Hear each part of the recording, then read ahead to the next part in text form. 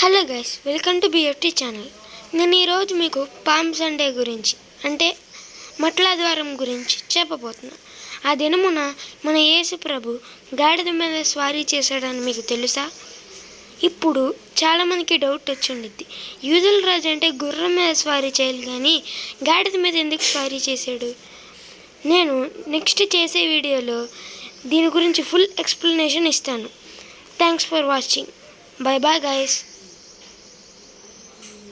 Hello guys, welcome to BFT channel. క్రైస్తవులు Palm Sunday అనగానే ఇలా చేసుకుంటారు.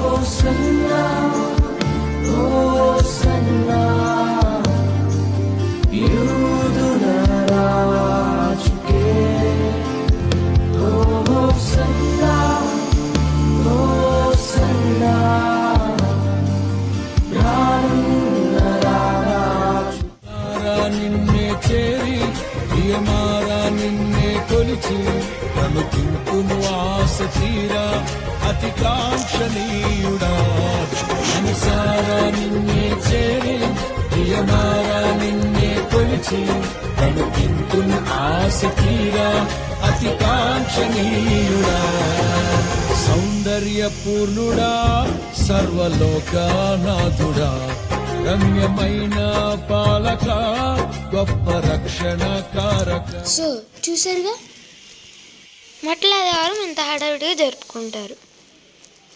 సో యూదుల రాజు అనగానే గుర్రం మీద ఎక్కి రావాలి కానీ గాడిద మీద ఎక్కి రావడం ఏంటి?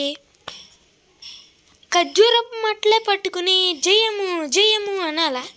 వేరే ఏ లీవ్స్ని పట్టుకుని అనకూడదా? ఇదే కదా మీ డౌట్స్. సో డౌట్స్ని క్లియర్ చేయబోతున్నాం. ఖర్జూరపు మట్లు జయముకు శాంతికి గుర్తు, అందుకే వారు వాటిని పట్టుకొని జయము జయము అన్నారు.